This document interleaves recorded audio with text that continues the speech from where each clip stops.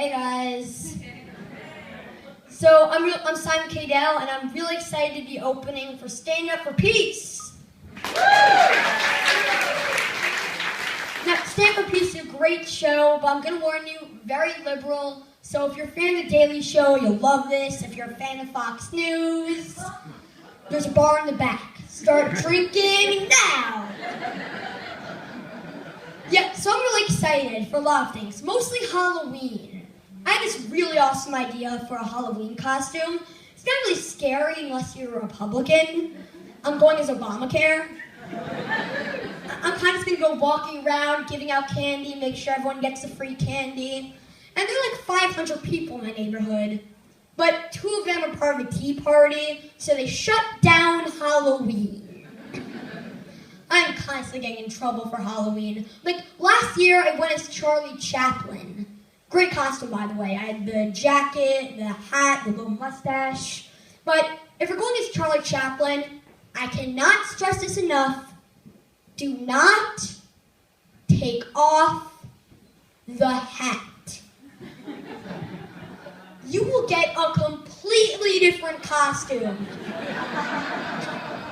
Charlie Chaplin, Adolf Hitler. Yeah, so let me tell you a little bit about me and the other comedians tonight. So, me and Scott are both Jewish, so we had to learn Hebrew as children. And Dean,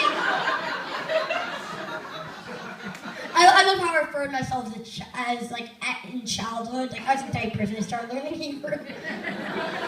I've had my bar mitzvah, I'm a man. So,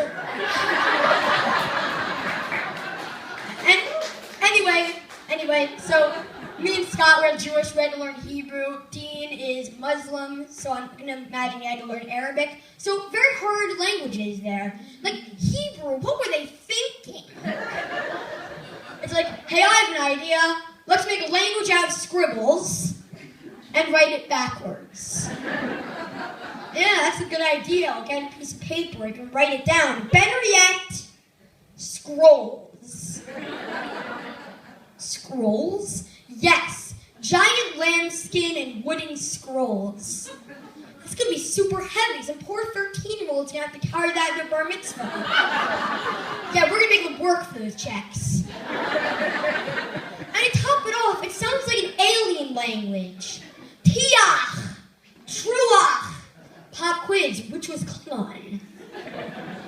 I'm kind of a hypocrite talking about how weird Hebrew is, because English, pretty weird too. Like, we have words that don't have opposites. Like, if an employee is dissatisfied, you might call him a disgruntled employee. As opposed to what, gruntled? You're all gruntled out there? You guys got the joke, right? You're all combobulated? Oh man, this is great. I've had so many discombobulated crowds, but finally, combobulated. And have you noticed there's no such thing as a good scheme? It's always an evil scheme, or a harebrained scheme, or a pyramid scheme. It's always like, I've got a scheme to blow up the world. It's never like, I've got a scheme to cure cancer. I've got a scheme to throw you an awesome birthday party. And why does everyone feel like food? I feel like pizza. I feel like sushi. I feel like you should see a doctor. I feel like you might want to switch to proactive. I feel like I'm going to stay 10 feet away from you at all times, in case it's contagious. But there's one language that's impossible to learn. IKEA. How do they name their product? Is there a bottle tray involved? Like a Ouija board? Oh, great Ouija board. What should we name our stylish yet functional bathroom ensemble? Q! M! R! X! Quimrex! No. The initial Q is silent.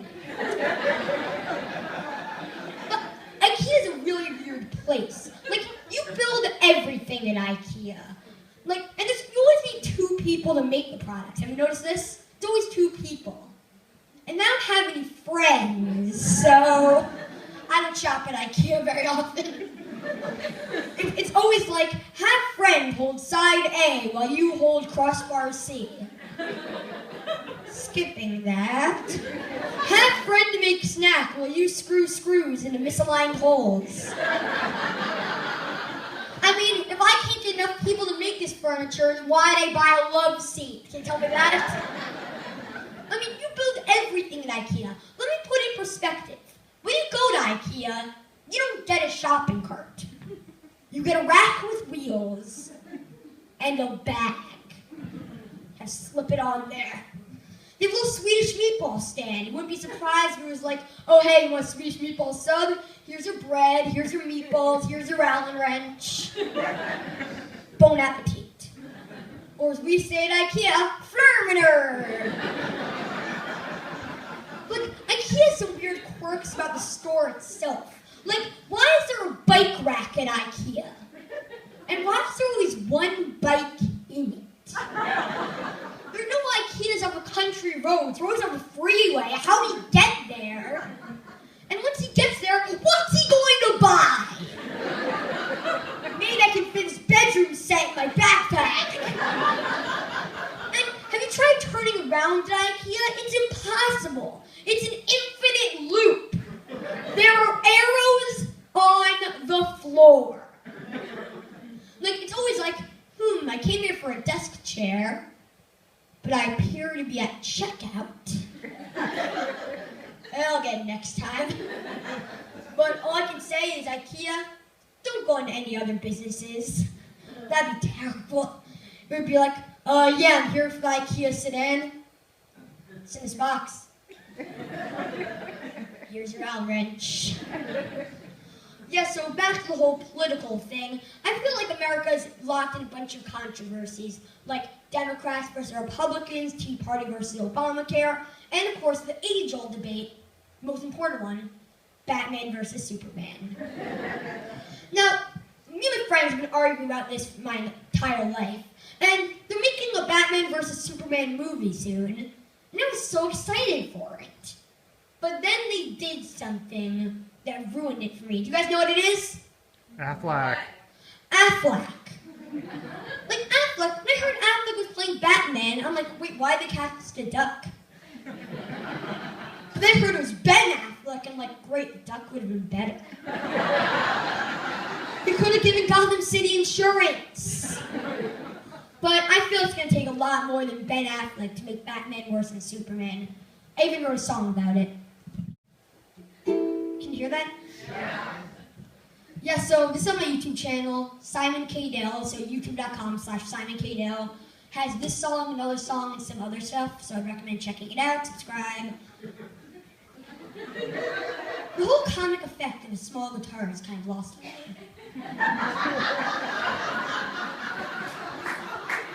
So anyway, here's my song, Batman vs. Superman. Bruce Wayne is better than Clark Kent. Kent's just Superman in glasses. Superman's villain is a bald nerd. Batman's villains are badasses. Batman can make things sound cool by adding Bat to the beginning. A mobile hangs over a baby.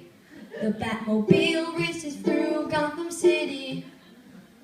Batman's costume is awesome. Superman wears underwear over his clothes.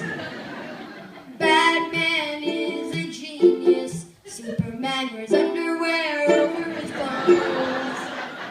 Batman has a Batcave and a mansion too. Superman has a fortress of solitude. Actually, I kind of gotta admit, that's pretty cool. I saw it with my own eyes. In issue 172 of the Dark Knight Returns story arc, Superman was at the mercy of, well, you know who. Bat voice. Superman has superpowers, but Batman doesn't need those. Batman's got the power of money and is a better detective than Holmes. Batman costume Superman wears underwear over his clothes. Batman is a genius. Superman wears underwear over his clothes. And Superman might be Kryptonian and have hair that's pretty, but Pretty Boy will never be the savior of Gotham City. Thank you.